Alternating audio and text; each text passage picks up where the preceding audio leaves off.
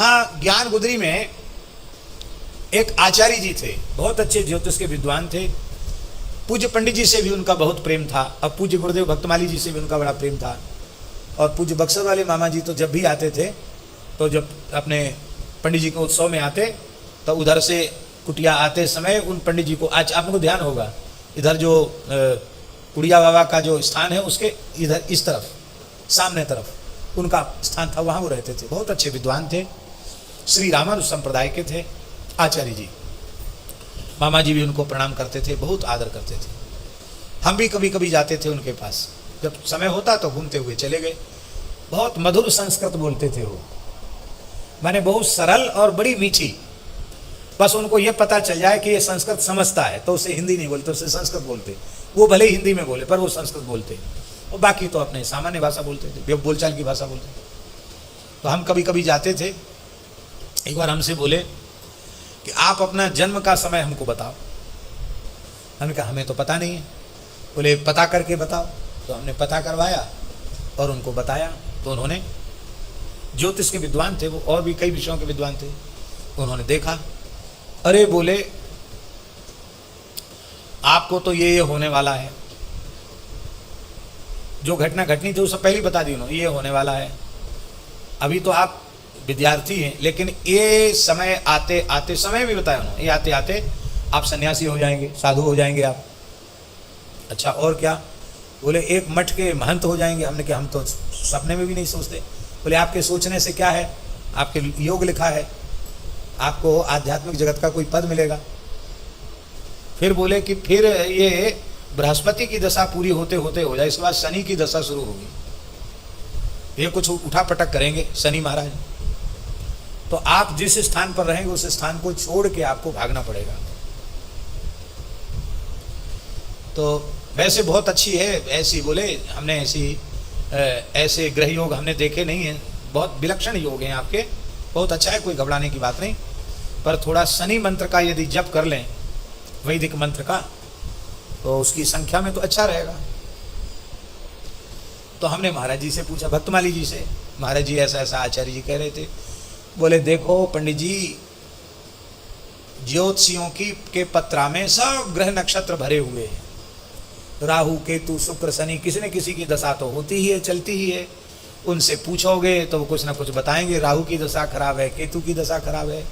अच्छा है, हमने कहा हमने पूछा नहीं, उन्होंने अपनी तरफ से ऐसे ऐसे बताया, बहुत अच्छा है। तो उनके महाराज जी आप बताएं क्या आज्ञा है।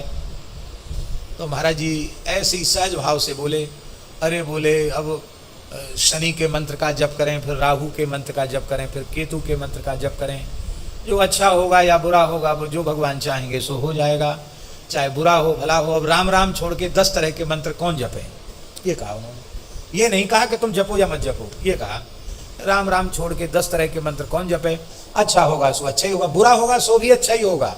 इसमें काहे किस बात की घबराहट करना, राम राम करना। कितने मंत्रों का जप करोगे? और स्वाभाविक बात थी, हम पढ़ते भी थे और उतना समय नहीं था, कितने मंत्रों का जप करते हो। हमारा उत्साह ठंडा पड़ गया, हमने नहीं किया। अब उस समय हमने लिख लिया था कि हमको भागना पड़ेगा, और बताते ये समय हो सकता है, इस महीने में इन तिथियों में आप भाग सकते हैं। तो हमारे मन में भी जिज्ञासा थी कि देखें पंडित जी का ज्योतिष। ठीक वही समय आया और मेरे मन में ऐसा तीव्र वैराग्य जगा, वैराग्य तो ना पहले था ना अब, लेकिन उस समय ऐसा जगा भीतर से, थोड़ी सी अशांति आई। मैंने कहा क्या जंजाल में पड़ गए। अब एक झटके में निश्चय कर लिया कि अब हमको जाना है छोड़ के, और अब ऐसी रहने से रहना है कि दुनिया हमको पागल समझे।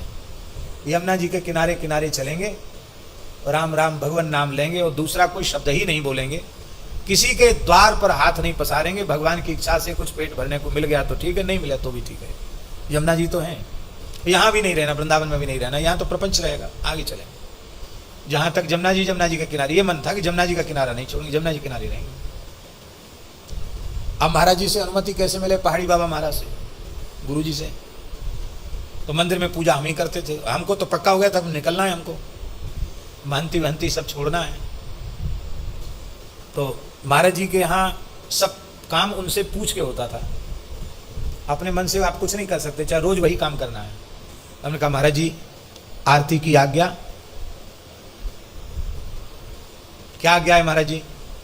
आरती का समय था, तो समझते पूजा करता है। अरे बोले बार बार क्या पूछना, जाओ जाओ। हमने कहा अरे 2 बार कह दिया जाओ जाओ, हो गई आज्ञा।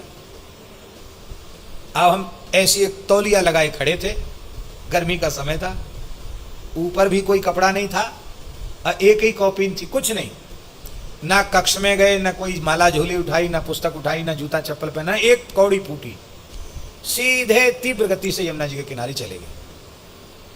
लेकिन जा नहीं पाए, पीछे कोई पड़ गया, और फिर अंत में यहाँ से पैदल पैदल भाग रहे थे, जा रहे थे, एक सज्जन मिले, जबरदस्ती उन्होंने गाड़ी में बिठा लिया और बोले आप कहाँ जा रहे हो? तो दिल्ली से आपको कहीं टिकट करा देंगे।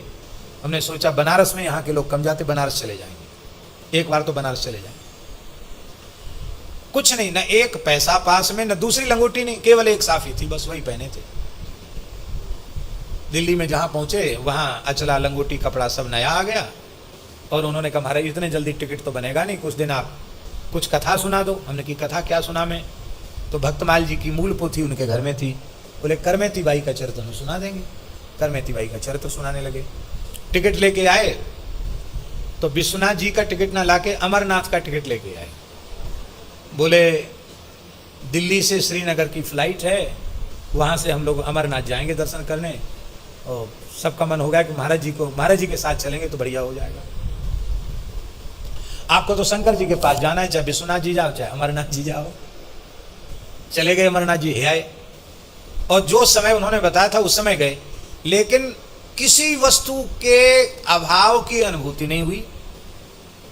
भगवान ने दिखा दिया कि एक पैसा नहीं हुआ तो भी गाड़ी वाले तैयार खड़े रहेंगे, और एक कपड़ा नहीं हुआ तो भी कपड़ा मिलेगा, भोजन भी मिलेगा, और तुम्हारे पास रिक्शा भाड़ा ना हो तो भी हवाई जहाज के टिकट की व्यवस्था हो जाएगी। ये भगवान ने दिखा दिया, कोई प्रतिकूलता नहीं हुई। बढ़िया से अमरनाथ जी का दर्शन, वैष्णव देवी का दर्शन सब कर करा के चले आए। और नहीं तो आज तो अब जाना बहुत मुश्किल है, उस समय हुआ है सो हुआ है। आए फिर बाद में पूज्य गुरुदेव शिव खाकचौक वाले महाराज जी के निकट आ गए। महाराज जी तो बड़े दुखी थे, प्रसन्न हो गए, हमारे आते ही प्रसन्न हो गए। स्वप्न में आकर महाराज जी बोले, बहुत भटक लिया, आजा, सब जगह हो आया, आजा, मैं वृद्ध हूं, आजा, ऐसे कहा उन्होंने स्वप्न में। तो फिर हमारा वहां से और कहीं जाने का विचार था, वो बंद हो गया। फिर हम महाराज जी के चरणों में आ गए, उनकी कृपा प्राप्त हुई। फिर हम आचार्य जी के पास गए, ज्ञान गुदरी वाले आचार्य जी के पास। उनको मैंने बताया, मैंने कहा महाराज आया तो सही, ज्योतिष का योग तो आया, लेकिन कष्ट बिल्कुल नहीं हुआ। तो हंसने लग गए, बोले हाँ, भगवान के शरणागत जो जीव हैं उनका कभी अनिष्ट नहीं होता है, अच्छा ही होता, मंगल होता है, अच्छी बात। ये उन्होंने कहा। तो ये अनुभव की बात है। आप नाम मात्र के लिए भी भगवान के हो जाओ तो अनुकूल है, ये प्रतिकूल परिस्थिति भी आपके लिए भजन सत्संग को देने वाली होगी, आपका कुछ बिगड़ेगा नहीं। और भगवान के शरणागत आप नहीं हैं तो प्रतिकूलता प्रतिकूल है। ये आत्महत्या कर लेते हैं लोग प्रतिकूलता में, कारण क्या क्या नहीं कर लेते हैं। ज्यादा प्रतिकूलता आती तो और अधिक दुर्व्यसनी हो जाते हैं। ऐसा होता कि नहीं होता? दिमाग तो भजन में लगना नहीं है तो उठ पटंग कामों में लग जाते हैं। इसलिए भैया नाम का आश्रय लो,